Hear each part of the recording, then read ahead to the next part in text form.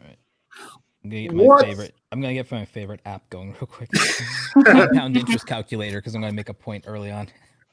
what's going on, everybody?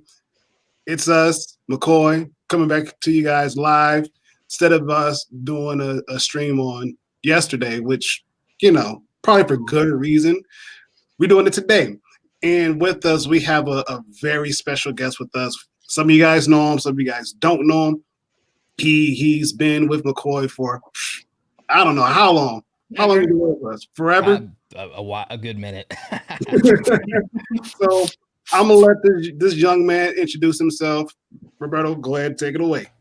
So, hey, everybody, my name is Roberto Blake. I'm a creative entrepreneur, public speaker, the founder of Awesome Creator Academy, and I'm mostly known on YouTube as a content creator who does a lot of education around building online businesses, building an audience, and developing your personal brand so that you can monetize whatever you are actually good at. Hmm, that's good. That's good. That's good. And as you guys may have known or known, today's topic is built upon financial literacy and basically diving into a much needed discussion and actually just sit down, just talk about a brainstorm and actually give you guys the tools that you need to be successful in your own various areas and especially what's going on in the nation today.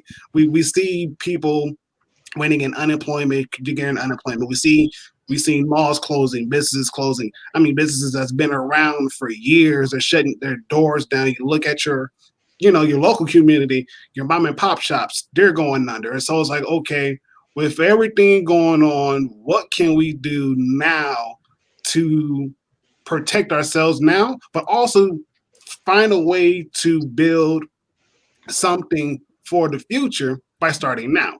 And so, bam, here we are. And so, basically, again, if you guys are new, we're doing it as a roundtable discussion. Of course, always we're asking the chat questions. Chat, you ask us some questions, and we're just gonna just crack this thing open. And you know, the hour, we're good. We're out of here. If nothing else, cool, cool, cool, cool. So Roberto, we understand that you're pretty much you're big in that financial literacy piece in that arena. Like, just give us a little snippet of what you want people to do, and especially if they're in a position where they're doing a 9 to 5, they're tired of 9 to 5, but they really don't have anything going, and just kind of give them some ideas. Well, I mean, one of the first things is I've been there. I've already been there, and I'm passing on things. I wish someone had just laid out a roadmap for me and just told me how it is, no BS, and just like broke it down. But I think one of the big things is people keep looking for some big life changing hack, some big thing that's gonna turn the corner for them in 30 days or even in 90 days, and life doesn't usually work that way. I always relate everything back to probably something that I think is relatable for everybody, especially in this community, is sports and athleticism. There is nothing you're going to do in terms of a workout program, in terms of competing in basketball, football, baseball, soccer, swimming, where like you're going to be significantly transformed in 30 days. That's not realistic. And it's the most practical thing to look at because it's just based in physical reality. There's like, you'll see some progress, you'll see some gains. And I know that right now politically it's a demonized word, but incrementalism has the probably the greatest track record of all time. Incrementalism, little by little, piece by piece. You eat an elephant a piece at a time. People don't like hearing it, but it's the truth. And here's the best part. The time will pass anyway. Mhm. The time will pass anyway. So what I do is I look at cumulative effort or what you could call compound interest, the most powerful force in the universe. And it starts with habits. And I believe in daily habits because it's like 365 days in a year. I always use that math. I always use that math because it's one of the most powerful things is because the time will pass anyway.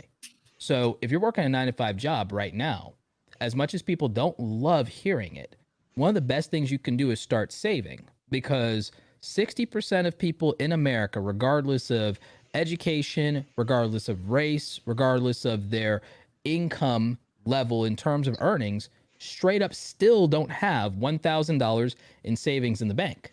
Even people with a good salary, people don't hold money.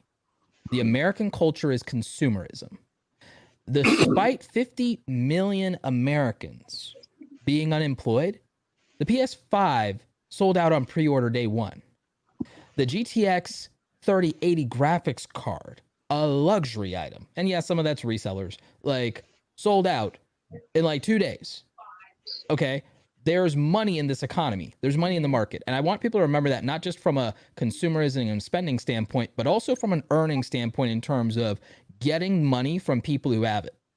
The best thing anyone can do is reach that first milestone of saving up that first $1,000 in emergency savings, because no matter what happens with your job or with anything else, you need that to protect yourself. The bail system, the cash bail system still exists. If you end up just having a really bad day or a really bad night for whatever reason, not only do you probably not have the $500 to $600 to $1,000 for bail, there's a good chance nobody you know, because 60% of Americans don't have it. There's a chance nobody you know has $1,000 to help save you and take you out of that situation, just because something went sideways. It might not even be your fault. You could even be not in the wrong. The point is, you still got to post bail, and nobody can do anything about that. And if they can't, you could be in a position where now downward spiral. You're not going to be able to get to your job. You're fired. And then the excuse of, well, I couldn't make bail isn't really going to help you in that situation either. Now you're in this compounded situation that can put pressure on you, and it just becomes a series of unfortunate events.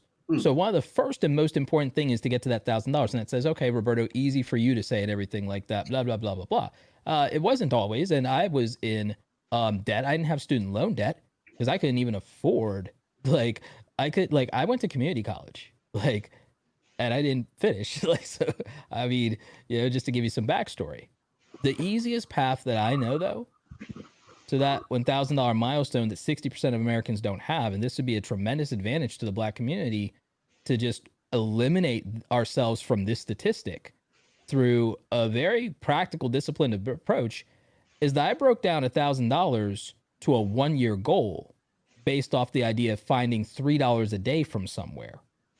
So if you can find even $3 a day, or stop spending $3 a day, because you'll do it quicker than you believe. Somehow that bottled water, that bubble gum, that candy bar, it'll find its way out of your pockets. Because again, we are not in this country conditioned or trained to hold money. You get 100 signals and inputs and ads every day through your phone, through your computer, through wherever, to part you with that money. It's a trap. $3 a day. You find that, you have your first $1,000. So that's the first thing that I would say people can do literally right now that doesn't require a massive lifestyle change. It's a very small habit, just like when you're trying to lose weight or diet, just doing that extra 5 or 10 minutes in a day, finding it somewhere to do that exercise, it matters, it adds up. Just cutting the sugar out, no more carbonation, save money, and you improve your health. Less snacks, less processed food, saves you money, saves you health. Simple start.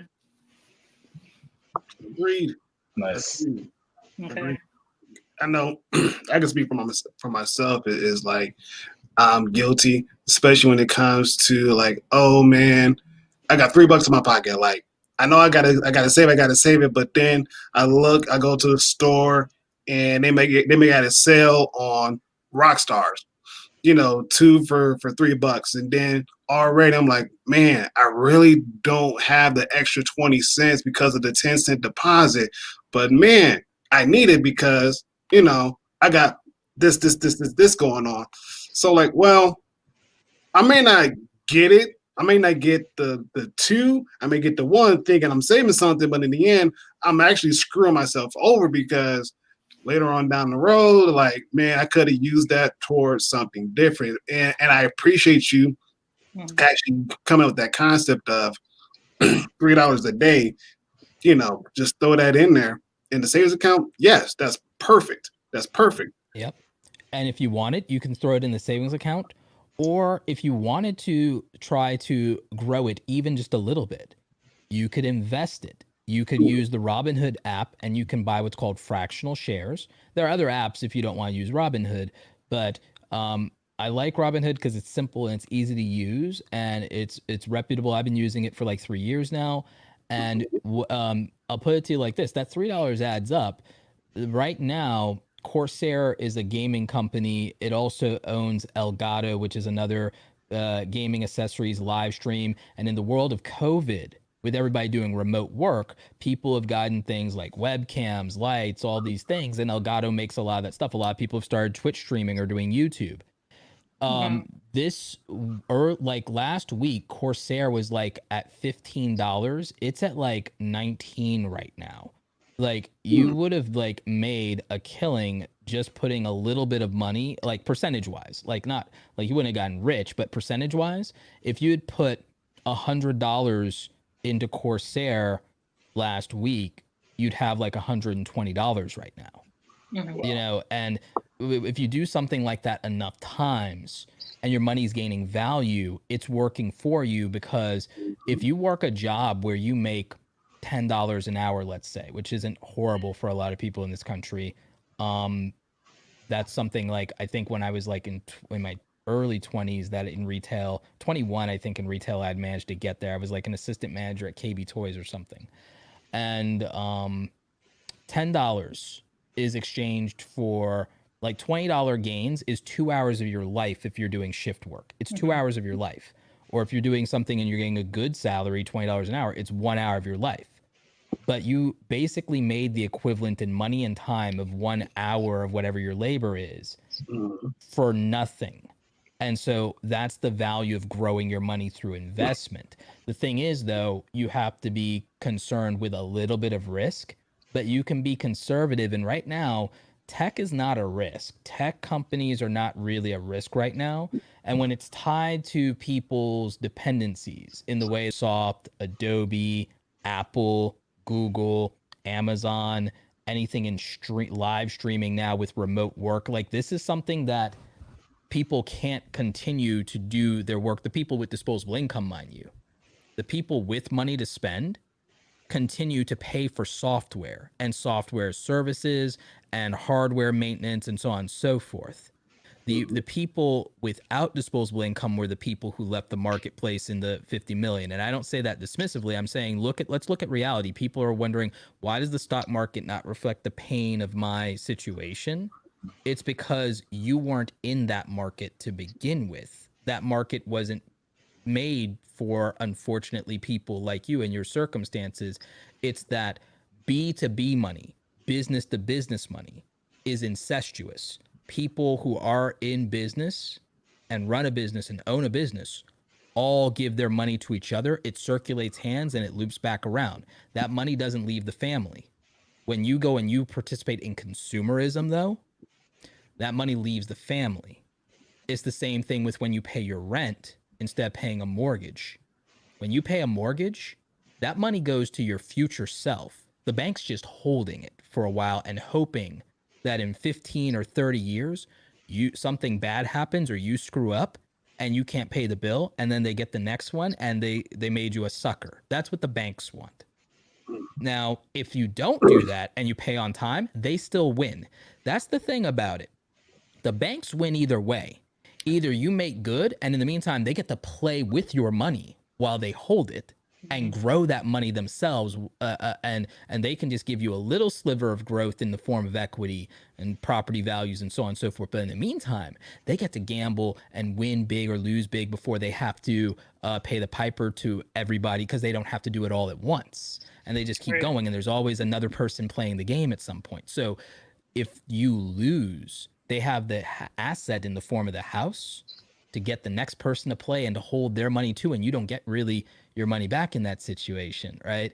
So there's that. If you lose, they win. And if you win and you pay off your house, well, you paid them all this interest. They may have gotten like 50% or double the value over a period of time through the interest.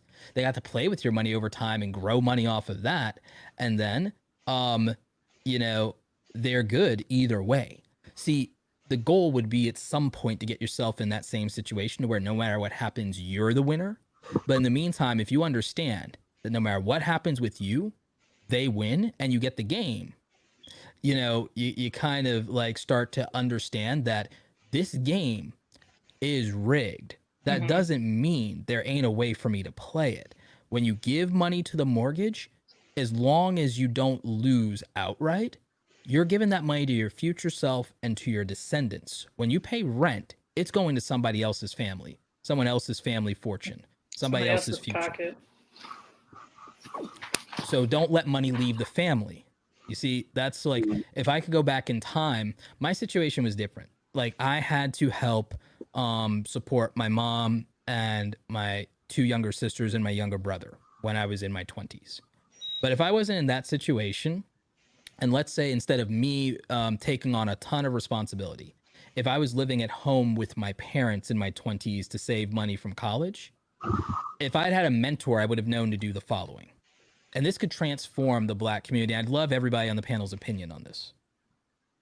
If you make a handshake deal in your 20s when you're in college, or even if you don't go to college with your parents and you say, hey, I want to live at home, but I don't try to like teach me responsibility by making somebody else rich. Don't make me leave home and pay somebody else rent and have the money leave the family. But also, if you don't charge me rent, I'm going to take all the money you would charge me or that I would pay a stranger, and I'm going to put it in a high yield savings account, or I'm going to put it in a very safe index fund portfolio, even if it's not for my retirement, but I'm going to pull it when the money grows so I don't lose money. Here's why. Even if I work this crappy salary, even if you work the most crappy salary, but you can stay home, or if you can go super humble and couch surf with somebody or whatever, and you just save, like what do you guys think is a like normal salary, 18, 20 years old, no life experience right now? What's a normal end of year salary for someone in that situation, in your opinion?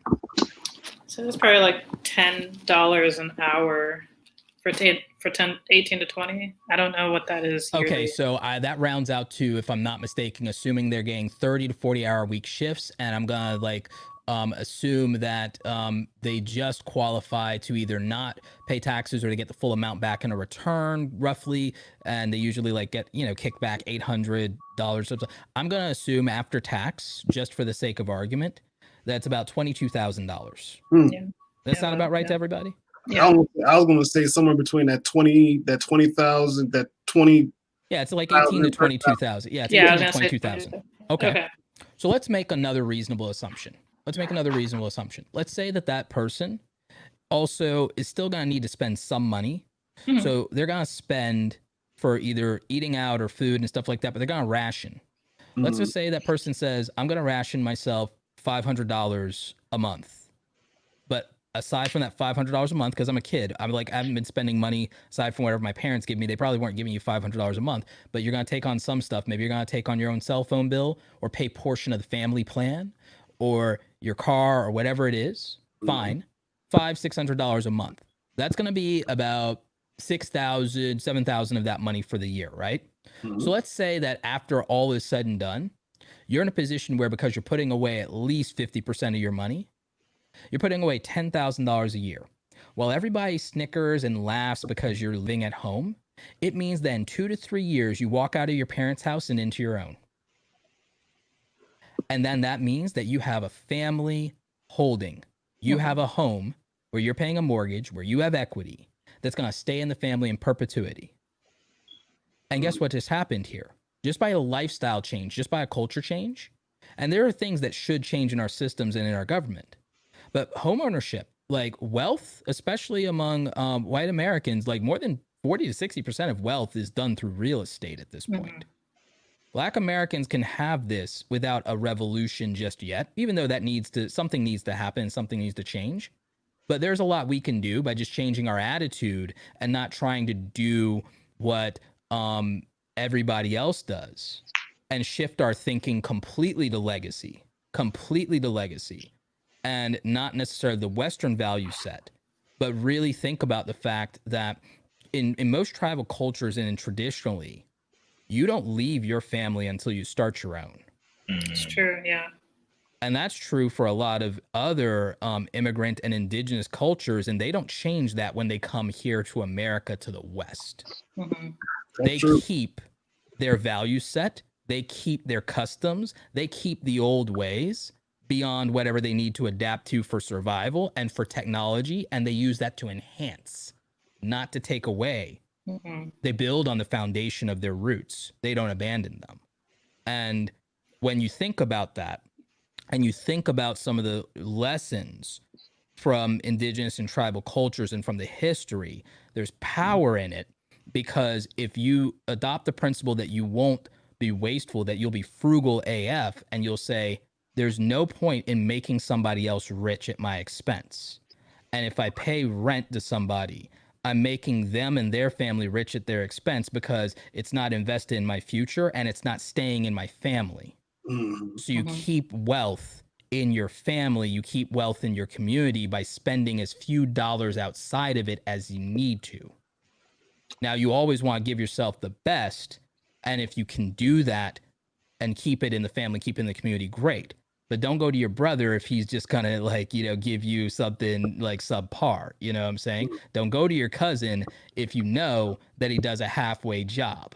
Like, you know, because there's no point in spending you know, good money after bad. There's no point in having less than. Mm-hmm. But if we change this idea of how we think about money, and we look at legacy, and we look at, this is also, yes, get mine, but leave it also to the future. Leave it to the next one. And the way that we do that is by making some changes and adjustments in the way that we think about money and we think about our sacrifices, and by thinking about what is building wealth. And building wealth comes down to the simple principle, again, of not making someone else rich. Not making someone else rich. Mhm. Like, and for every dollar you spend outside of your building of wealth and outside of your family, if you tell yourself, for every dollar I spend outside the family, I got to put $5 back in, it changes everything. Every dollar that go outside the family has to have $5 come back into the family. That changes everything. It makes you accountable to the future, because that's so powerful. Think about it. Those 4 years you're in college. If you stay at home and you save money, for one thing, God forbid you took out student loans, it might be cheaper. It might be embarrassing. You might have to live humble, but you'll owe less money. So you start with less debt. And then you're moving into an asset class by moving into a house. And a house ends up, you have to live somewhere no matter what. Mm-hmm. It's going to be 30 to 50% of your livable income going to your roof. It might as well not go in someone else's pockets. It might as well go to your equity and go to your future, give you a better credit rating, give you a high level asset class. And if you buy a house that's slightly more than what you need, you can rent out the rooms and, again, live humble. Abandon privacy. Yeah, you didn't get no privacy because you lived with your folks. And now you're not getting no privacy because you have your tenants. But in exchange for that, you might get to keep, out of that 30 to 50% that you would spend to live, you might get to keep another 30, 50, 70% of that, which means that your now cost of living is 10% of your income, even with a crappy job. And if you have that situation, and if you stack it with a side hustle where you're even making $30 extra a day just by not watching Netflix and doing Fiverr instead, or DoorDash instead, or Uber, or whatever it is, you can make $30 extra a day, make an extra $1,000 a month. You're making an extra $10,000 a year. If you've got two people or one person covering majority of your mortgage, and you still have your job, and you're having that extra, and it doesn't have to go anywhere, if you don't upgrade your lifestyle right away, you got that money holding, and you can either upgrade your house, do a cash out refinance, and what happens is they reappraise your house, you raise the value of it. If you put like 20, 30K in, they might say that you've raised the value 50, 60K, and you can either take that and just keep it as equity, or you can cash it out. They will pay you and basically give you a loan cash for the value trade-off, and you'll just keep paying your same mortgage. And then you could take that money and you can either start a business, or you can buy more property, rent that out, have full rental income paying for your entire lifestyle, and still have profit. And then you have all of your time back.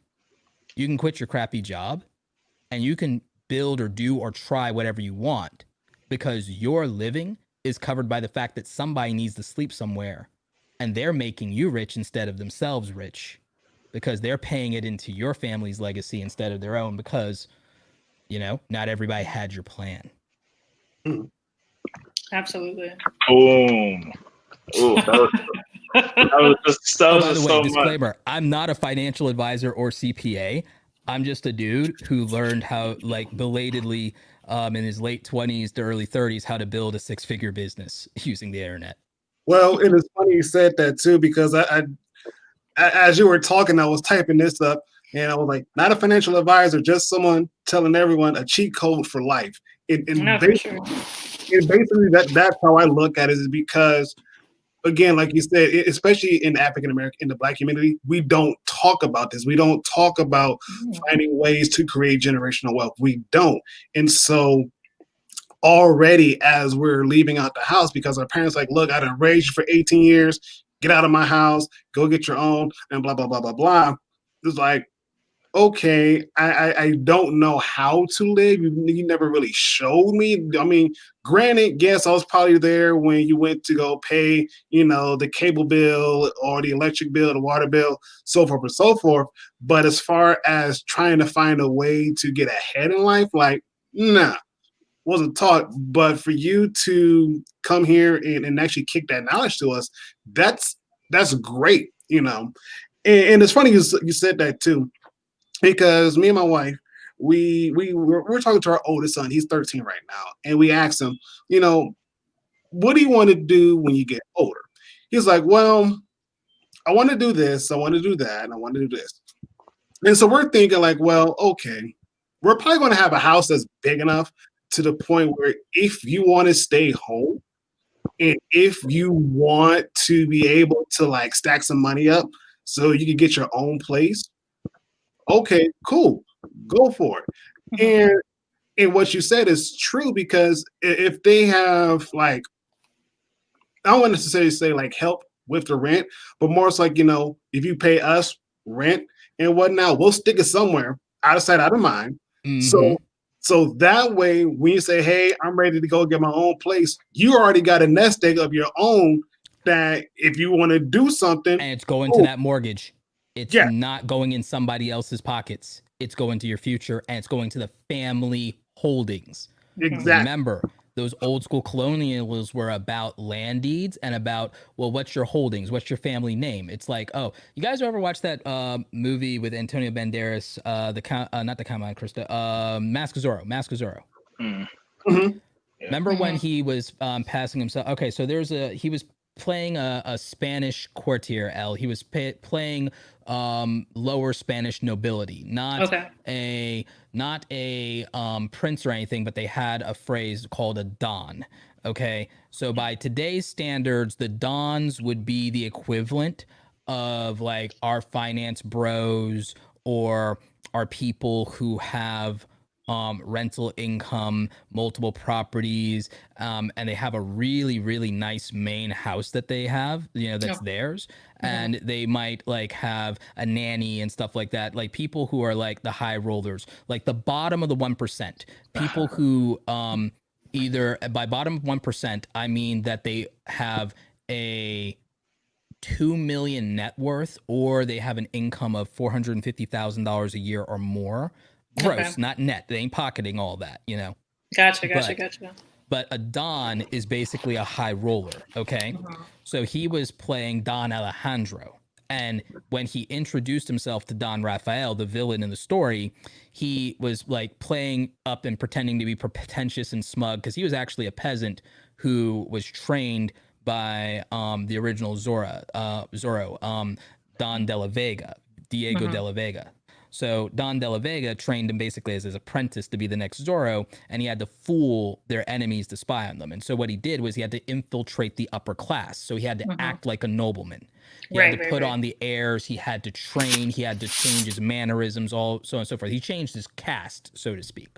And the interesting thing is when he introduced himself at the Don's door during a party that he wasn't invited to, he said that he was inspecting his family's holdings, and then he just like held out a piece of paper, and then the Don just kind of like, you know, chuckled to himself, and then he went, "Oh, okay, this is impressive enough. Like, what brings you to my door?" So basically, he was saying, "Here's my credentials. Here's how I show you I'm rich enough to not be turned away here as a peasant." You see, in the way that today, a lot of people, they use their degrees to do that. They use the watch that they wear to use that. They use their job title. They use the school that they went to. They might use their family's last name, you see. So the holdings thing, though, is holdings are your properties. So he was basically saying, hey, here's my real estate. Here are the lands and properties that I own. Kind of like a monopoly saying, all right, yeah, I've got some Park Avenue. I've got some Boardwalk. I've got, so basically he was flashing his monopoly cards at the door. And the thing is, it makes sense because if you think back to the old world English, when you became like, if you were like a knight and then you did something and the nobles granted you a title and they made you like a baron or a lord or a duke, what'd they do? They granted you lands, but they granted you the lands and the incomes of those lands, which means you were getting rental income. This is like, they don't teach this. They tell you about dukes and lords and nobles, but they don't teach you the economy of it. Was that we get the word landlord from it being quite literal, that owning these lands and these properties meant that these lands and properties generated revenues and an income. So you went from being a knight, which was basically a soldier that maybe had some prestige to it. You went from, and sometimes you weren't even a knight, you were just a soldier. But you could be elevated to nobility, and you could be knighted and so on and so forth, and you could be given titles and lands. The titles were your pedigree in the same way that today it's like, well, you have a degree, or you have a PhD, or you have a doctorate and everything. The titles were a status symbol. The lands, though, were, here's what's we are granting you the means of wealth, and you don't have to work for it. You merely have to oversee other people, and you own these lands. You collect rents from these people in the form of they're paying tributes to you. You're taking some of the produce from their crops, from the farms that they're working. The lands might have vineyards, so then you have the wine to sell, you have the cattle, you have all of these things, anything that's on your property, the elk, the so on and so forth. You can hunt that, you can trade, you can do that. You can, there might be mines, there might be timber, there's natural resources to generate revenue. So you immediately, if you were elevated to a lordship, given multiple income streams in the form of rents you could collect and natural resources that you could sell direct to consumer. You were given the means, multiple streams of income. That is what it was to be wealthy. Now, they couldn't just like earn that on their own. They had to be granted it by the establishment of their time through some great deed or service or some relationship, or marry into that. That's where the phrase marrying well came from. Marrying into a good family, marrying into a family that had revenue streams, that had sources of income, that had property. You follow? And this is what they don't teach anybody, because there's another model for doing some of this today, without necessarily marrying into it or somebody just giving it to you. But you can look at it and you can say, what do I have that produces revenue? You don't always need a good job. You just need income streams. You just need sources of income. You need revenue sources. So someone asked, what do I do for a living? I used to do retail like most of you when I was in my like teens and in my 20s. I worked at Macy's when I was a kid. I worked at Walden Books when I was a kid. I became an assistant manager and then acting manager of a KB Toys. I worked at Champ Sports. I was a photographer at Sears. I did a lot of stuff when I was in my 20s. In my late early 20s, mid 20s, I went and I worked at a company as a graphic and web designer. I was going to school for advertising and graphic design. I got the job without finishing the degree. I later went to work for an ad agency. Then I went and I worked at a company as the head of a marketing department. And then I left and I decided I could do all of this myself because I had dabbled and moonlighted and freelanced. I knew how to get clients. I saved most of my money while I was on the job a lot of times, aside from helping my family, paying bills. My family had a lot of medical debt. There was a lot of things going on. My mom lost her house in the recession. I ended up renting a house in the same neighborhood, moved back from New York where I was working, took a new job, moved my entire family, took over everything financially. And it was my crash course, really crash course in financial education by way of hardship, by way of responsibility, by way of stepping up and becoming the heir apparent in my family, by becoming the patriarch of my family. There wasn't really an option here. And I had to learn all of this the hard way. I learned in my mid 20s how to hack my credit, which I can tell you guys a bit in a minute, because I think it's essential to build or repair your credit, especially in the Black community. And we're lied to about credit. We're lied to and told credit is bad, credit is evil. Debt is bad, debt is evil, credit is not, if you use it correctly and if you understand what it is and if you learn the cheat codes for credit like I did. I spent an entire summer learning everything in Google that there is about credit and reading multiple of the different bureaus and learning the different scoring models. And I studied and I learned, just like I taught myself to code, just like I taught myself Photoshop, just like I taught myself video editing, I learned about credit. But to finish just a little bit of backstory, when I started as a freelancer. I didn't start a company. I still went and found clients, because the difference between it, I'll tell you a secret that one of my clients who had an MBA in entrepreneurship told me that he felt like he wasted $90,000 because he learned more from me in 5 minutes when I told him this than in his entire education at college. So a client of mine. And I told him that here are the 4 R's that separate an employee from an employer. Who owns the resources, the means of production, the thing that gets the work done?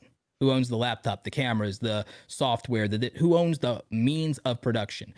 The sewing machine, if that's what it is. Who owns the means of production? Who owns the relationship with the paying customer? If you work for somebody, it ain't you. That's a hint, okay? Who takes the risk and responsibility for the work? If you're an employee, at the end of the day, it's not you being sued. It's not on you. So that's who gets the revenue, isn't it? Those are the 4 R's. The person who absorbs all the risk, or the most of it, owns the resources and means of production, and owns the relationship with the paying customer. If you own those, you own the lion's share of the revenue, the profit, and you should. And the difference between an employee and employer is that fact.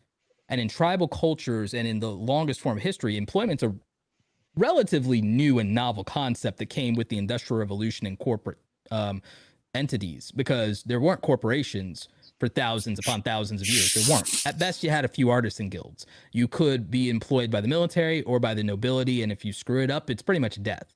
So there weren't a lot of employment options for thousands upon thousands of years. Everyone was a direct-to-consumer entity. Everyone was a tradesperson. Everyone was a craftsperson. And that's kind of what I advocate for, is direct-to-consumer relationship. If you were a tailor, you owned your resources. If you were a butcher, you owned your resources, okay? And you own the relationship with the people in your community who pay for what you have. You support your community. So you own all of those things, and you're taking the risk. You're taking the responsibility. It's your name on it. The concept of a brand comes down to the sign outside your shop and also the brand that you put on your property. It's the ownership. That's the responsibility. That's the risk. It's your name. It's your reputation. If you get it wrong, you're done in the community forever. So, you know, it's quality or bust, because it's you and the consumer and no middleman. And if it goes wrong, the buck stops with you. And the buck stops with you comes from the buck stop going to you, you know? So that's what happens. We got into a culture of complacency where the convenience and accessibility of someone saying, I will guarantee your income in exchange for the following guarantees from you, and I will pay you on a regular schedule called a wage. so that you don't have to think about it. You don't have to think about day in and day out living hand to mouth. We exchanged risk and responsibility and not having to make the upfront investment in resources and not having to maintain relationships for the convenience of guarantees. But in turn, we also traded all of our potential and all of our ownership for our work.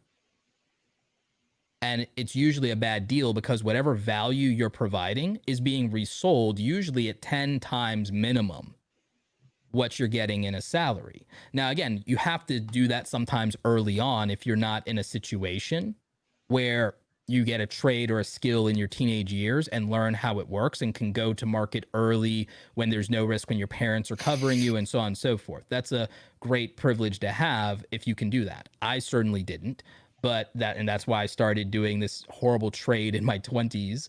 And again, I'm not disrespecting anyone who works a quote unquote regular 9-to-5 job. In fact, I'm advocating for you and telling you that trading your time for money sounds convenient, but it's the worst thing you can ever do. And it doesn't honor the fact that if you get better at your job or you do your job well, you're not really rewarded for it. You're told to do more work and you're going to get the same money because it's time-based. It's a trick. It's a trap. You signed on willingly, so I wouldn't go so far as to call it exploitation. I leave that to people on Twitter. But come on. Oh, the heat. But you signed on for that. You just weren't educated and weren't told what it was. Because if I was told, and if I did the math and I knew as a teenager that, wait a minute, an hour of my life is being traded for the equivalent of a Subway sandwich. I'm giving up an hour of my life in the prime, in my highest peak of youth, strength, stamina, and energy for the dollar menu. What the hell am I doing? And to be cool and to work in the air conditioning of the mall, I could have just kept mowing lawns and made $50 in an hour to 2 hours and made more money than I was making at a shift all day in the mall. It makes no sense. So I just didn't do the math at the time and it didn't occur to me. I had a direct to consumer business. I could have made whatever money I wanted for myself with a daily income goal in the summer. And when the summer is over, I moved to raking leaves and picking up debris. I lived in Hurricane Alley in North Carolina. There was always going to be that gig work before the gig economy was even real. And today, if I was a kid today, there's no reason not to make money on Fiverr. There's no reason not to make money hustling the internet. And the day you get to college, you can do Uber, DoorDash, TaskRabbit. Like, there's all kinds of things. There's this app called Rover. You can babysit people's dogs, walk their dogs, do stuff for them. And it's all done. There's the gig economy is a direct consumer business where you can make as much money as you want or can in a day. And it's not based on time. It's based on results. So I became a freelancer and figured out trading results for money. Later, I evolved that and got into other things in my business with consulting around how to do things for companies. I taught people and businesses how to live stream. I taught them how to make content on the internet. I helped them build and design their websites. I helped them build their marketing. I helped manage their Google advertising campaigns just like I did in corporate America. I took all my corporate America skills and I went direct to market and made more money very rapidly, very rapidly. That doesn't happen for everybody, but I had a desirable skill set. And technology is hard. 90% of consumers don't know how to use software and don't know how to use it well. Even people with high incomes don't know how to use software most of the time. And they don't know how to use hardware a lot of times either. You see all of these people, they're figuring out Zoom and StreamYard and all these other things. So like just going into technology early as a kid, going into web design early as a kid, being like one of the last 2 people on the school web design team. Like, yeah, like that's like wanting to be a web designer in 2002, back when, by the way, they didn't call that a valid profession. There was no, like, people talk about these real jobs. Like, web designer wasn't a real job in 2002. The 21st century economy has made nonsense of the idea of what a real job is. You know what real jobs were? 50 million of them left the market a couple of months ago. Mm-hmm. But yeah, I mean, I hate to say it like that. And again, like, much love and, like, you know, God bless anybody who's in that situation, because remember, I survived the last recession. I know how this works. I've been there. I sympathize. But what got your parents through whatever they got through doesn't apply in a world where the iPhone exists and they don't know what to tell you to do about this. They don't know. They didn't have it. They don't know. So, I mean, think about it. I mean, and like you were saying earlier, Ronald, if a kid, by the time a kid leaves home, they don't know about credit. They don't know how to balance a checkbook. They don't know about retirement, IRAs, Roths. They don't know how to pay their taxes. They don't know any of it. They don't know what a good employment contract is. And in the Black community, we're taught to be accommodating to everything. So we don't negotiate hard. A lot of the income disparity is because we weren't taught how to handle the business, and we weren't expected to ever be a participant in it. And a lot of times our elders don't know anything else but survival, which required them to be accommodating, not fighting for every penny, not negotiating, not pushing back, not being aggressive. That's something that their Western counterparts do without a second thought. And I know this because I teach people even now in the influencer economy, women, people of color. There's all these reporters and all these people writing these articles about the gap between what they're paid. And what I've learned by training and teaching people is I've learned how little they ask for and that they don't know what to ask for. They never negotiate. They never even push back on the terms of the agreement, not even just the money. They don't even realize that they can strike out line items. They can redline items in a contract and say, I don't want that. And it's this or nothing. Or if you want me to do these things, it's going to be more money. And the thing is, in a lot of cases, when you do that, people say yes. They didn't even know that was an option. Mm-hmm.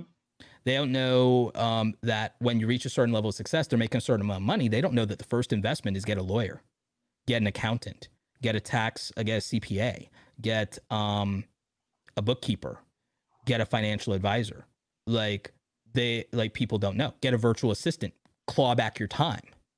Like doing grunt work, it's like you're making X amount of money in exchange for the value you create. Well, how long does that take you? That takes you 5 hours. That takes you 5 hours. Why are you spending 45 minutes on something anyone can do? Like pay someone $15 an hour or $10 an hour to do that, because an hour of your time is 1 hour of the 5 hours to produce the result that makes you thousands of dollars. Do the math. You reach a point where if your time is worth more, never do something you can pay someone less for to do that same thing when it's not specialized to you, when it's not your talent, when it's not your God-given ability. You don't got no business doing it anymore. Give somebody else a job and focus on your strength, focus on your gifts, focus on the thing that makes you the most money. Agreed. And there's one thing. You ain't gonna say something, Toby? Yeah, I mean, I know I saw a question in the chat. I had my own, but so this kind of had to do with when you were talking about the gig economy. And I was even going to ask, what are some modern day examples of how people, back then people exchange services? You answered that pretty well with all the different apps and services. A question I did have was, well, the reality is you also get a lot more benefits typically from the corporate health insurance, whatever other benefits, and initially. I was going to ask you to expand on like what you would do with the gig economy, even maybe you personally, when it comes to insurance, when it comes to, paid time off. Sometimes you don't go full time because everyone thinks that they need to go full time to make a certain amount of money, but they're not doing the math of how much time do I really take to do this thing? And can I just get more efficient at and make more money by refining myself to require less time to get the outcome? Because the thing is, wage workers end up being conditioned to tie everything to how many hours they put in, and they mistake effort for value. Value is only dictated by the result. The time put in can be reduced by getting your skill level higher, your efficiency higher, or your tools better, smarter, faster, all of those things. So the thing is, you could work the minimum hours required to retain your benefits while sharpening up your side hustle and reducing the amount of hours you have to put into it to make a certain amount of money. Then you can actually start looking at different options, because there are also things like freelancers unions, and there are things like this where you can still get into group policies as an independent by becoming part of something like a freelancers union or a gig workers union, just depending on where you are at and where that's available, where you live. And some of these are entities that you can find out about online, and they might apply based on your geography. If you live outside the United States, some of it's different, but they do have them in the EU and so on and so forth. So those options are available. A lot of people don't realize that. A lot of people also don't realize that outside of the healthcare marketplace, if you miss the sign up for the ACA, if and while it still exists and so on and so forth, that you actually can get temporary insurance and it's not so bad. And if you miss that, you can get into a policy. And if you're relatively healthy and you're under 30 years old, you can get a policy that can hold you over temporarily for a year, and you can get really decent coverage, and your out of pocket on it might be as low as 120, 180 if you're healthy, young, and have no pre-existing conditions. In some cases, it can be under $100 out of pocket for that. And a lot of people don't know that. You can do that with, and you can pick a lot of your providers. And there are a lot of policy underwriters like Golden Rule. You can get United Healthcare through that if that's what you want, Blue Cross Blue Shield, so on and so forth. A lot of people don't know that. I have a best friend who she works in health insurance. And so I learned a lot about that from her. So there's a lot of options when you become self-employed, even with the ACA. If you're self-employed, even depending on how much you make, there are subsidies. So there's a lot in terms of a lot of people's big and immediate concern, I understand it, is their healthcare benefits. If you're under 30, there's a lot of options, and you could even just go with a catastrophic insurance option only, where it's like, okay, I'm only covered if the worst should happen. It's like $50 if you're under 30. $50 catastrophic policy. So it all depends. What I recommend everyone do, though, is regardless of what, I think that everybody should find the $30 to $50 somewhere to have a life insurance policy. You're gonna say that.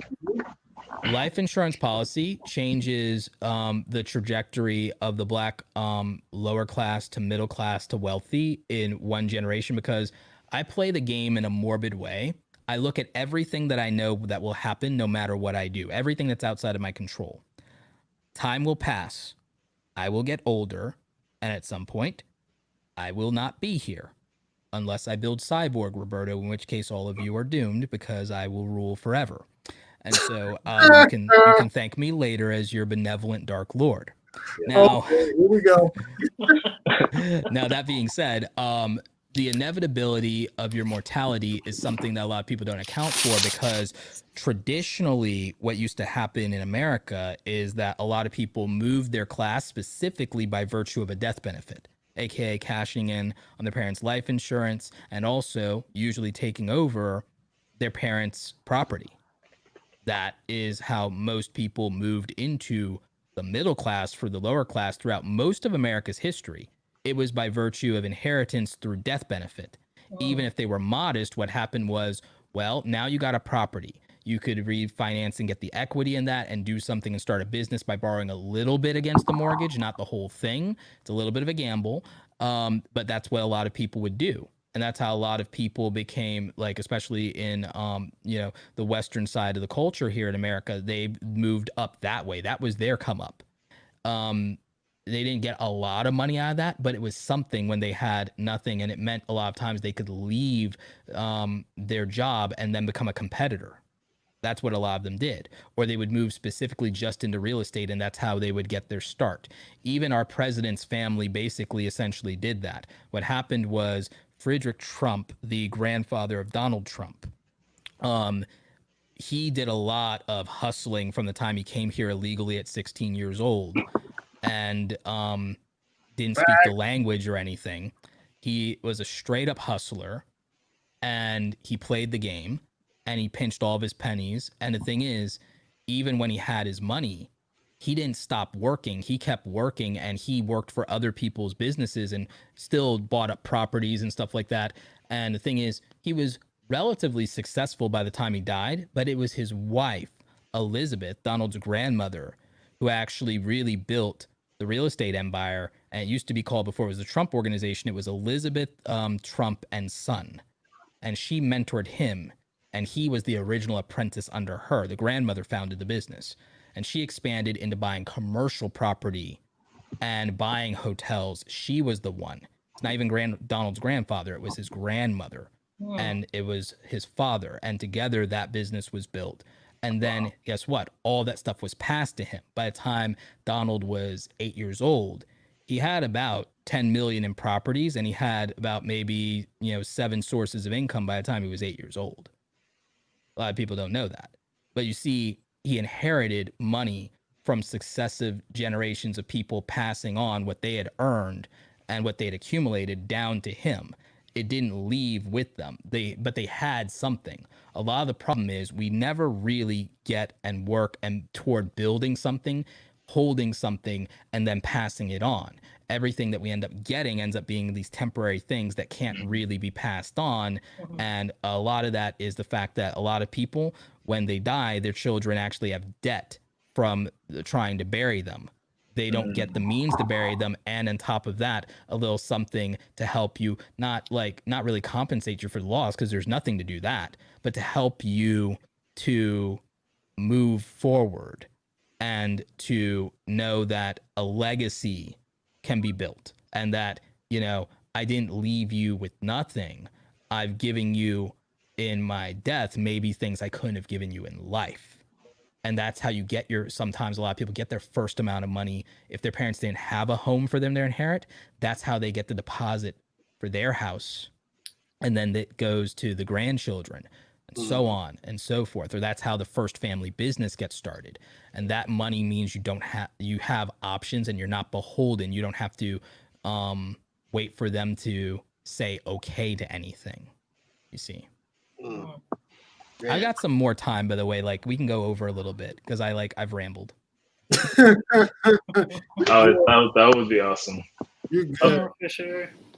You're good. Good. And a lot of this is it's something new, but it's also it lets me know that the thinking that I have for my family and the discussions I talk with my wife is literally on that right path. So like I know how to get from point A to point B. It's that middle road in between point A to point B that's kind of gets What's like your biggest struggle right now? well, I wouldn't say it's the biggest struggle.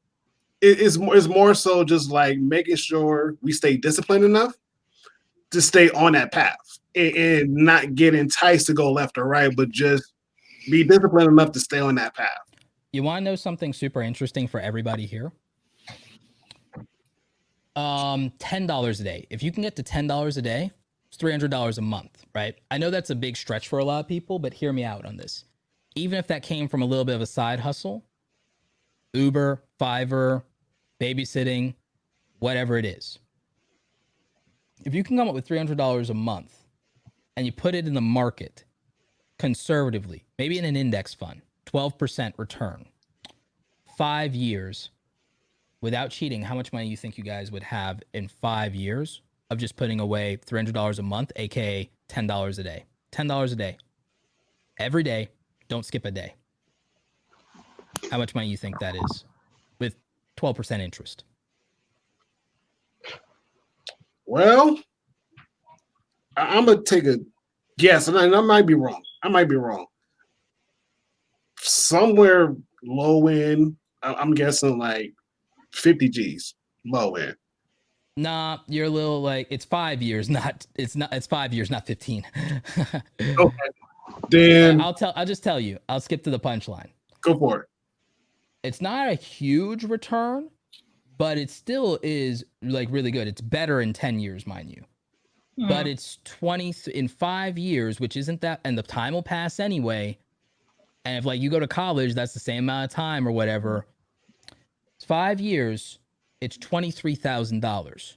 $23,000, if you live anywhere but New York and California, is probably the down payment for a house. And the thing is, you do not need a 720 credit score. You just need some kind of credit score. And they might give you some BS terms. But the point is, if you got any kind of credit and it's not COVID, where everyone's more risk adverse, you can get into a house with 10 or 20 G's. You can get into a house with 10 or 20 G's. Remember, 60% of Americans don't have $1,000. 80% of Americans don't have $10,000 in savings. And 70% of Americans, regardless of income or education, die in debt. Jeez. Okay, so the thing is, I'm giving you the super hack of making time your ally instead of just your enemy. Because time, after a certain point, robs you of your youth, your strength, your health, maybe even your mind. So the thing is, maximizing and prioritizing and saying what can time do for me is something that's never really taught. The time will pass anyway. Compound interest works no matter what. It either works for you in the form of investment or it works against you in the form of debt. As most people with student loans know, the compound interest is what is screwing them. They could pay off the loan 5 times and never see it go away just by virtue of not being able to outrun the daily accumulating interest on it. That's what's insanity. But we avoid the insanity, one, by changing up the pattern. If you can go to community college, like people are like, oh, I got to get a degree. I got to get a degree. It's like, do you realize how many professions there are that earn $60,000 to $125,000 a year that don't require anything more than a high school education as long as you can do the job and you produce results? Hell, it's just a certification. An elevator repair operator makes $65,000 a year, no degree required. Electrical engineer, plumber, certified electrician, C++ networking. None of these things require a college degree, and you usually start out $45,000 to $60,000 a year in a lot of these trades. Trades are powerful. It's cheap, sometimes even free depending on your community. And just remember, community college is usually pretty cheap, and you can get a lot with Pell Grant. And again, it only matters where you graduate if you do care about a degree. And everyone tries to preach the college network when they sell the college debt. The same snobs that dished you in high school, the same elites that froze you out, they ain't gonna be your homies just because you're alumni. They ain't gonna do jack for you because you ain't one of them. You're not in the upper crust. You're not one of the nobility. They aren't gonna let you in just because you fly the school colors.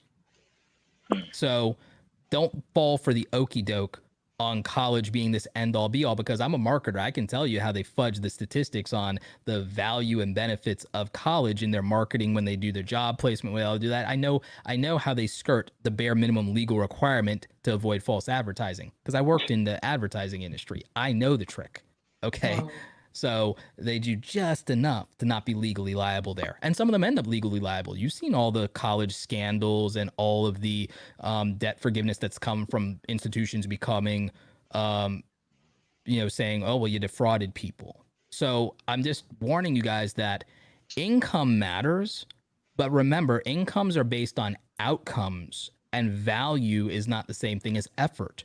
So just remember that with direct to consumer, going directly to the market, you cut out the middleman. And remember that when you go direct to market, the customer decides, the market decides. It's not somebody saying you're fired. It's not when someone's saying, oh, I'm going to give you a raise. It's not being beholden. It's not asking for permission. You don't have to ask the market's permission. You just have to deliver results. And when you understand, money is not exchanged for labor. It's exchanged for the value that labor created. You realize that whatever you're getting paid for your labor is being resold at a higher markup, which means the value you create is already worth more than you're getting. So all you're being, given here is the convenience and reliability of not having to make the sale, not make the close on delivering the value. You're still creating the value. You're just not having to be the one accountable to delivering it. And as a result, you're probably getting screwed out of 90% of the value that you created. See, and once you know that trick, you start taking the steps. You invest money and saying, if this is my skill, if this is the thing that they pay me for, let me get the same tools or better tools than the job gave me. So that's how you start to do it. You go, all right, I can't poach relationships from the job, but I'm gonna start learning how to build my own network. And one day when I leave, I'm going to know exactly who to go to that has disposable income that's not in my normal circle of friends that might be as broke as I am. I'm going to go ahead and on my free time, I'm going to spend all my free time making friends and building relationships with people who have more money than me, but less skill than me. And I'm going to one day create so much value that they willingly part with that money. That's part of the trick. You have to learn about credit. You have to learn that it's like this is a score that they use to dictate every part of your life. They run your credit score when you apply for a job anyway. You got to learn that the way you do it is you get the credit. You don't have to use it. It is a safety net and it can buy you time. Because the thing is, if the choice is between having debt and not paying a bill, there aren't that many real consequences for the debt. There are real and immediate consequences for not paying a bill. There are real losses that happen for not having resources. There aren't real losses that happen for having debt. And why do we know that? 70% of people, regardless of income or education, die in debt anyway, one way or another. So, I mean, if you look at even the top 1%, a lot of them, they're technically over leveraged. It's just not as valuable to cash in the debt and take everything and bankrupt them, because the thing is, they might still be living above their lifestyle and their means, but the thing is, they still have a source of income. So the thing is, their debtors are fine to just keep just raking in money and never call in the full debt, because those people are going to end up paying them more money than the debt over a period of time. And when they die, the debtor gets to write off the loss anyway, and they basically get double the money. See, the game is rigged. So once you understand that, you can start working it out. You can start working it out. And so you start to understand how, now me, aside from some like minor credit card debt for financing things in my business that I do at a 0% interest rate, because I'll tell you this, get 0% interest rate credit cards to where if you pay it down in 6 months, no interest on any of it. Get credit cards with no annual fees. Get credit cards with reward points. I'm frugal as hell. I use all the coupon codes. And when I go shopping for my groceries, I use a 5 or 6% cash back rewards card. It's free money.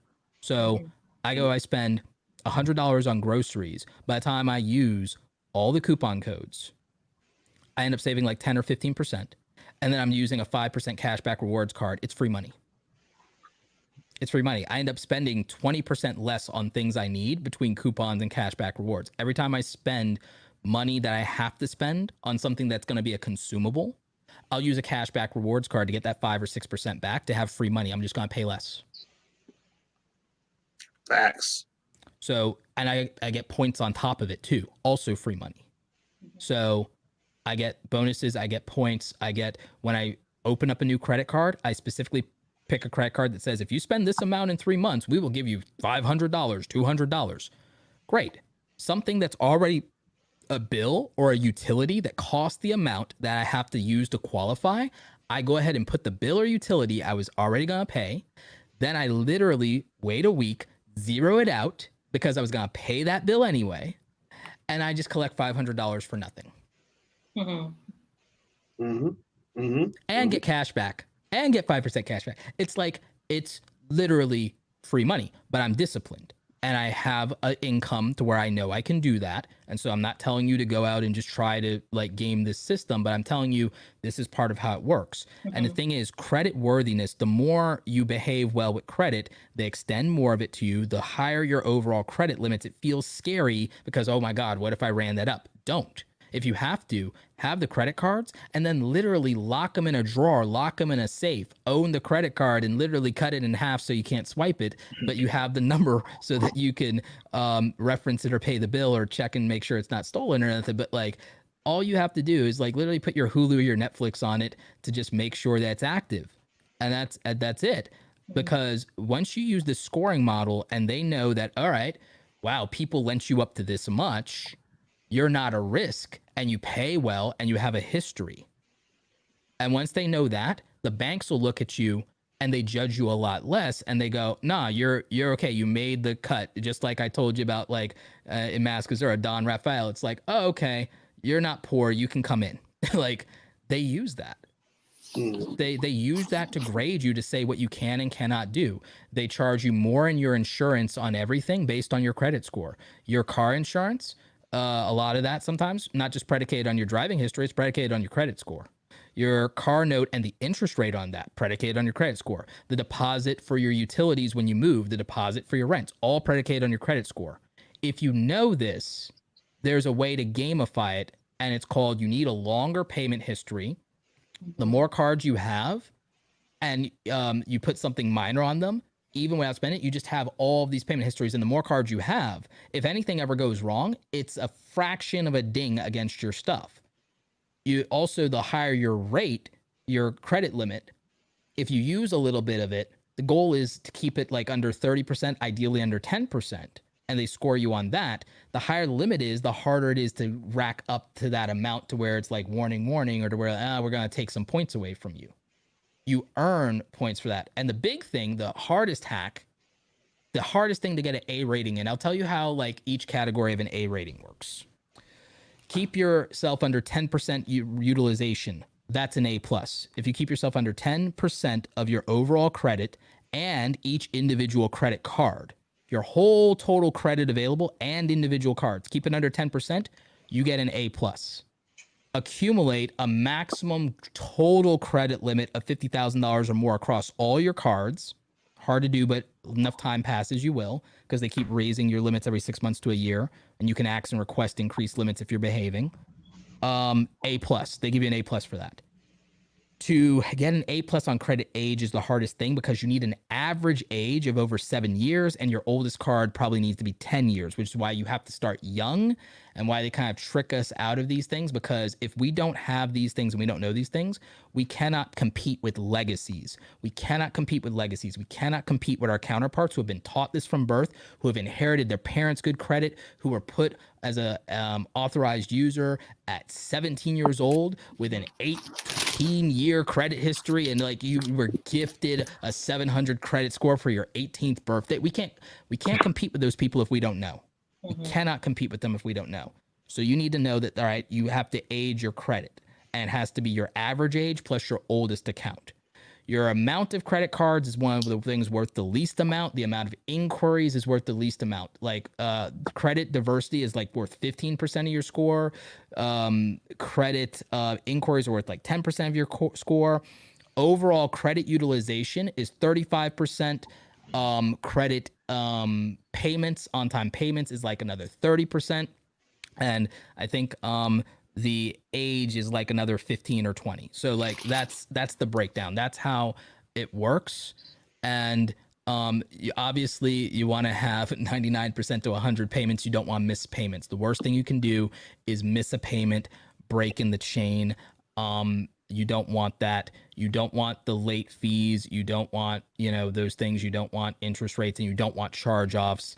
That stuff can take more than 7 years to drop. Don't file for bankruptcy if you can help it. And it doesn't cancel student loans, at least not at the moment. So, be aware of that. Another thing I will tell you about credit is pay off something with the highest interest rate, not the highest balance, because the interest rate will just eat you alive. You won't outrun it if you don't pay it down. So just tackle that. Painful as it might be, slow as it might be to chip away, it's like tackle that. The other thing is, if you can get, like I said, 6 months, no interest credit cards, cash back cards, no annual fee cards, that's going to help you. Final thought on credit. What can I tell you about credit? Anyone have a question about credit? I have a question. Or question is statement.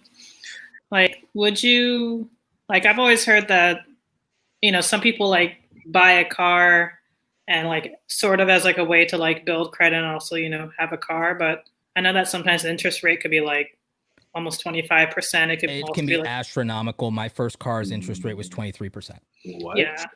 Mm-hmm. Yeah, it's true. Because I had bad credit. Right. So, and like, that's how like a lot of people like get into debt. Like personally, I drive a super old Honda Accord. It has almost 270,000 miles. Like I've been working from home, so it's like it's paid off, of course. Yep. So like, I mean, I guess like my recommendation would be just be like, don't go like the buy the car route for like as like I guess like a way, unless like it's like unless like you can like pay it off quickly. Fastest good credit hack technically is to go to college, but college is expensive and student loan debts are horrible.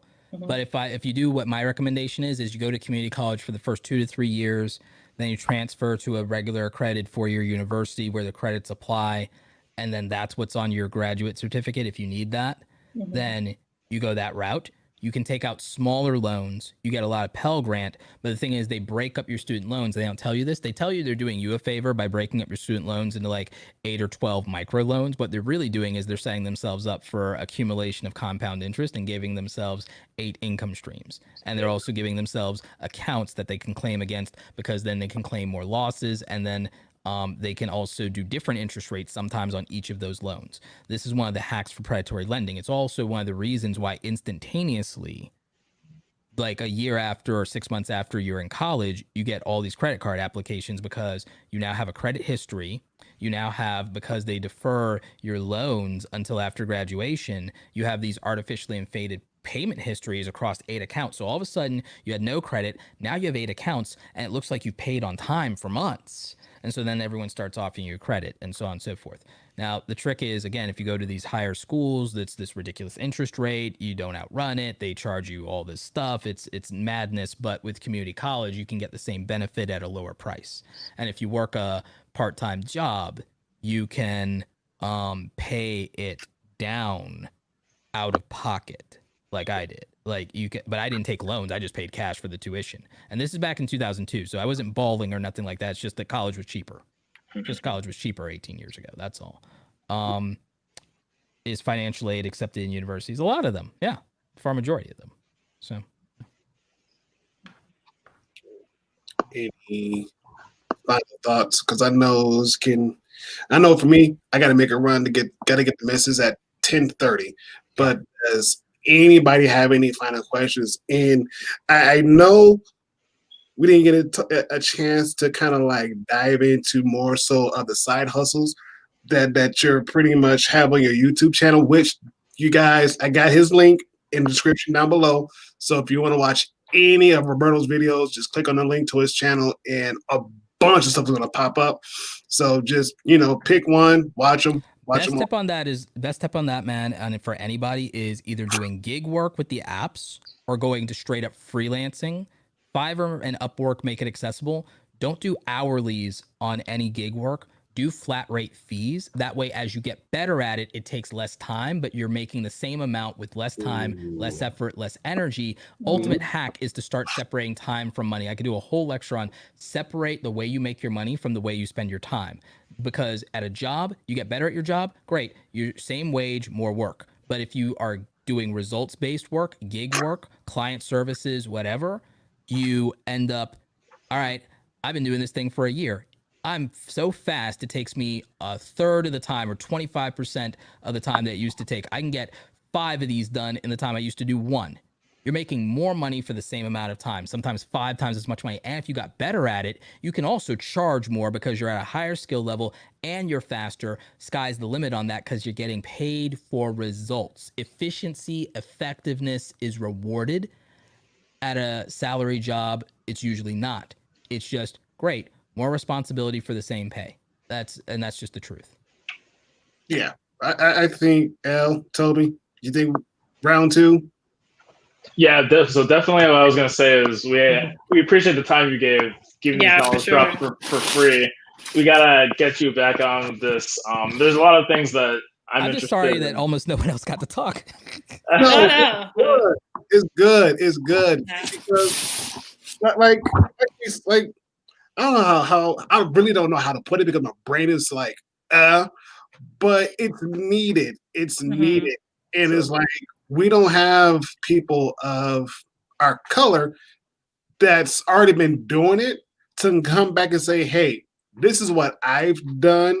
If you're willing to listen to what I have to say and take it into consideration, here you go.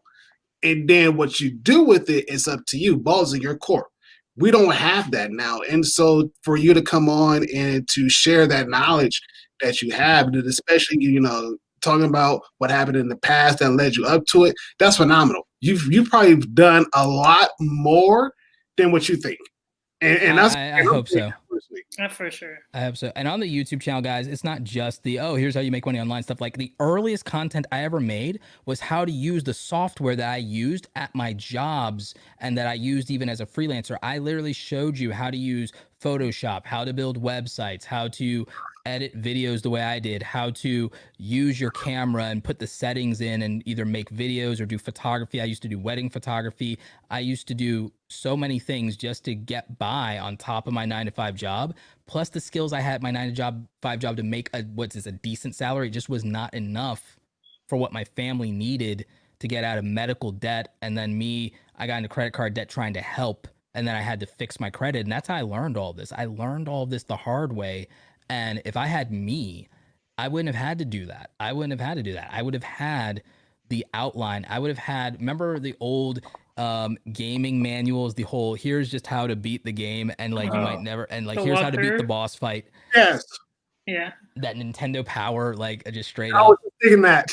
Yeah. Yeah. I'm just like, I made the thing that I would have needed. I just made my YouTube. I've made like 1,400 videos so far, like in the last like 7-8 years. Like I just laid out, I'm still going. It's like, cause there's still more for me to give. It's like, here's everything that I know cause I did it. And here's everything I wish would have just been like handed to me to say, if you just do this, you don't have to sit there and like keep losing and figuring it out by trial and error. You can just go to the boss fight and win the first time. You can just go right in there, just curb stomp Bowser and call it a day. Like, you know, and it's just, we don't talk about this stuff and we don't have like, I've always been willing to learn from everybody. I'm just like a sponge, but I understand the skepticism and reluctance sometimes to learn from people who don't have your lived experiences, because you're like, well, you don't know what it's like or what I've been through, so how can you know? Or sometimes you're distrustful of people outside the community. I get that. And the sad thing is, like, so many of people in our situation, they're scared to come forward and talk about things because, one, we're not believed when we talk about these things. Like, there's a stigma, you know, you scammed, you did this, you did that, or whatever. It's not believed when we do it. Yet people like the Wolf of Wall Street, Jordan Belfort, literally went to prison for being a con artist, and now he still has a cult following as a sales leader. And like, yeah, some of what he is saying now is like legit and the truth and is whatever, but he still has that shark in him. He's getting a little greedy, and he's playing the influencer game now, and he's going into some gray areas. I don't know if he can resist the same demons that put him in jail. I don't know. But the thing is, people are literally trusting the former Wolf of Wall Street not to still be that guy. But if they see a black or brown entrepreneur, they're like, oh, I don't know. But, you know, but this guy was literally arrested for fraud, and people are lining up like at his altar like he's the gospel or the second coming and admire him. You see what I'm saying? There's a lot of these entrepreneurs and gurus in the space and everything like that from the Western world that you look into their backgrounds, there's some sketchy stuff. I mean, our own president of the United States is probably the ultimate fake guru. I mean, Trump University had a lawsuit for a reason. You know, his own like art of the deal that like got him The Apprentice and all that is like, he didn't even write it. And it's a book about negotiating, and it's the worst negotiated book deal of all time. His ghostwriter made more money on it than him. It's the worst publishing deal of all time. Like, Yikes. I mean, the president of the United States, supposedly, allegedly one of the richest men in the world, he lied to Forbes back in the 80s about his wealth to get on the Forbes list and everything like that. Yeah. It's documented. We have a known liar and grifter being the standard for the American dream and wealth in this country, to the point to where in his like thesis back at Harvard, Barack Obama wrote about why Donald Trump represents the American dream. He's built this legend for himself, and he's a con artist and a scam, but you can't tell anybody he's a fake guru, he's a fake entrepreneur. But the thing is, if a black man, black woman, brown man, brown woman actually makes it, does something modest, makes 6 or 7 figures, people want to know what's the scam. They want to think that they're all MLM people, like these multi-level marketing scams or whatever. Trump's tied to a multi-level marketing scam. Like, but the thing is, and like, I don't mean to keep rambling about him, but like, my point is, it's like, we're not believed when we talk about our lived experiences when it comes to anything, whether it comes to criminal justice, whether it comes to the success and accomplishments that we have. People don't even believe that. They look at us, and then you find somebody tech savvy and they're shocked. We're not believed that we can do anything unless we tell you that we can dunk on you. or we can tell you that we can sing, or that we can break dance. We've been typecast into roles of what our success looks like. And the thing is, even we buy into it. So when you think about how does someone like us make our money, the thing is there's unlimited opportunity because the marketplace doesn't care about anything but results, my friends. Like the marketplace, for all the other forms of systemic and institutional racism there is, consumerism doesn't really care. Like consumerism, like give me what I want. Here's the money. Most people don't even know or care. People don't even buy, like people, aside from a very small sector of the economy, people don't even buy ethical products in terms of like, they don't care about, sweatshop labor at this point and everything when they buy certain brand names. So you see what I'm saying? If they're not worried literally about exploitation and sweatshop labor until somebody tweets at them, they're not going to not buy from you because you happen to be black, because they're probably not going to Google it. They just want what they want at a price that they'll pay. So the opportunity for us to go out there and get the coins is right there by being direct to consumer. It's right there in direct to consumer. And consumption tax is an interesting conversation for another day. But my point here is we have every opportunity, and there's so few black entrepreneurs that are showing the way. Watch Aaron on Demand, watch Kat Theo, watch Kelly Stamps. These are some young women I know that are paving the way, and they're like top tier YouTube creators, and they're very smart. And I'm really glad of how many I'm seeing come up in the space, especially as female entrepreneurs of color. Like there's a lot there, but people have to know that it's possible. If they can't see it, they can't become it. That barrier is too big for 99% of people. And the thing is, their white counterparts, anything that they want to look at as success, they have an example of it that looks like them. They have it. We got 6 billionaires. 2 of them are musicians. 1 of them's a ball player. The other one's Oprah, and the other 2 are finance guys. Robert F. Smith, and then who's the other guy? Robert F. Smith. The other guy, I had his name and I just lost it. We've got Jay-Z, we've got Kanye, and we've got Jordan. Like I can name 5 of the 6 black billionaires. I just wish that it was that I couldn't remember all of them, because I'd be forgetting 50 names. Because if I go and I look at white entrepreneurs, it's like I could probably go down a list of 20 before it starts getting hard. Right. Right on. Man, a lot of nuggets. All right, you guys. Man, listen, I gotta go. We gotta go, but we are sure to have Roberto back on. 100%. And again, because a lot of the stuff is needed, like I said before, it's needed. If you guys have not liked this channel, please like the channel, like the video, subscribe, go over to Roberto's channel, do the same thing. Like I said, his link is in the description below. And you guys, let's keep having these conversations. And we will see you back next time. So we are out of here, and we will catch y'all later. Peace. Absolutely. Good night. Thanks so much, everybody. See ya.